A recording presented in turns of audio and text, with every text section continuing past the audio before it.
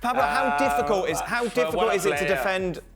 How difficult is it to defend him? Obviously, Craig mentioned, he could have got a hat-trick today without any sort of problem. He didn't have the greatest day in front of goal, but the hold-up play and just the nuisance that he causes to the centre-backs.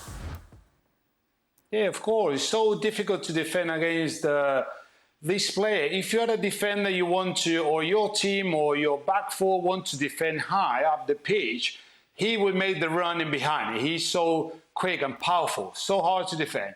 If you want to defend deep inside of the 18-yard box, his movement inside the box, incredible. He's really strong in the air. I mean, you want to go shoulder to shoulder, no chance. I mean, it's quite hard to defend against that player. That's why he's making team really difficult for defenders. Against Haaland, his first season in the Premier League, and at the beginning everyone was saying, because that happened with all the players when they come from abroad, Germany, Spain, we want to see him in the Premier League, one of the toughest league and all that, but he's killing, absolutely everyone. He's smashing all the teams, and it seems like if he was more clinical today, he could have scored 3 or 4 goals, and he's exactly like that in every single game.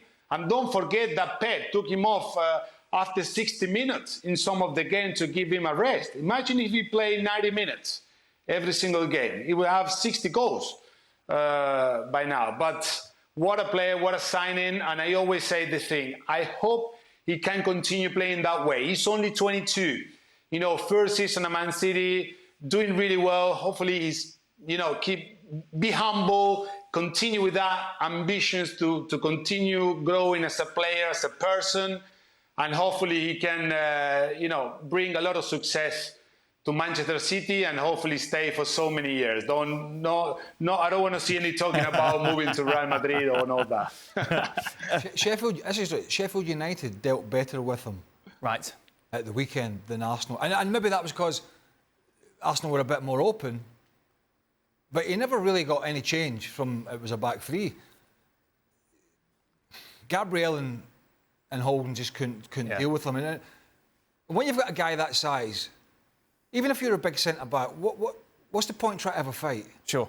What's the point trying to get too tight when he can spin you? You've got exactly. You got to just play. You got to play a bit cuter, and Arsenal just didn't. And I suppose the difficulty is when you've got De Bruyne moving around behind as well. It is kind of off-putting as a centre half, or whether you step in or whether you don't. But those two in particular were just such a handful today. Yes. And Arsenal left themselves open to that by the way that they played. Frank, defensively, the thing for Haaland that you notice is just constant, all the time, annoying you, basically.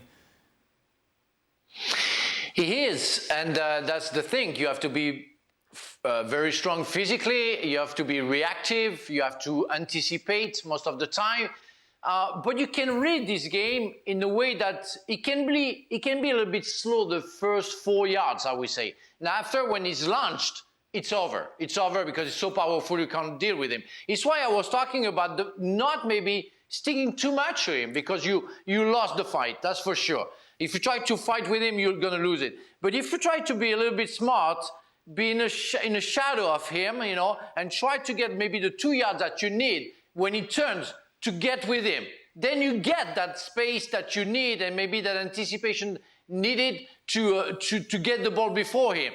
And definitely, you have to have your friends, you have to have your teammates working with you. It's why you have to delay with the 2 yards, all his runs, all his ball when he gets the balls, in fact, to wait for your teammates to go and surround him. That's the only way. That's the only way you can deal with him. Otherwise, like it was today, sticking to him, Gabriel not covering it, not being helped by the guy on the side. It's impossible. Too much spaces for him. It's heaven. As Craig said, against Sheffield United, he didn't have any spaces. He didn't have any spaces, so he couldn't do what he wanted to do. There's a little problem though. Everything Frank said is spot on. But if you think about it, yes, you need your mate that plays beside you to cover you. But when you're playing against Manchester City, unfortunately, You've got Bernardo Silva. You've got Gundogan coming through the middle. You've got De Bruyne running at you with the ball. You've got Jack Grealish coming from the inside. So this whole time you need 2 players to take care of Haaland. Who's going to cover everybody else? That's the problem. Right. If you want to take care of him, say, right, today we're taking care of this guy. Unfortunately, they've got 5 or 6 others who take advantage of all the space that's created because he's causing havoc and he's not even got the ball at his feet. Which is why you need to drop a bit deeper if you're going to give yourself a chance. And when that long blonde hair fell down, Stevie got really angry. He got very angry again. Do you know what? The moment of the day, he's getting angry about Why are you something. getting angry at his hair? I was like, you know what, bring him a horse on so we can see him with his horse and his hair will be flying. And he'd be like that. Why does his hair make him so angry? I don't, it just annoyed me. Yeah, but you know what annoyed me, actually? He kept touching it. He kept giving all of this every 2 minutes. Well, then he scores the goal. Every time the ball went out of play, he was... You come on, to get it all right. I think you're concentrating in the wrong area here. Well, the game was over. It was the only thing to think about. That was it. Didn't he went, look at his hair! And he's touching it again! It's like, all right, Stephen, calm down. Thanks so much for watching ESPN on YouTube. And for more sports highlights and analysis, be sure to download the ESPN app. And for premium content and live streaming, subscribe to ESPN+.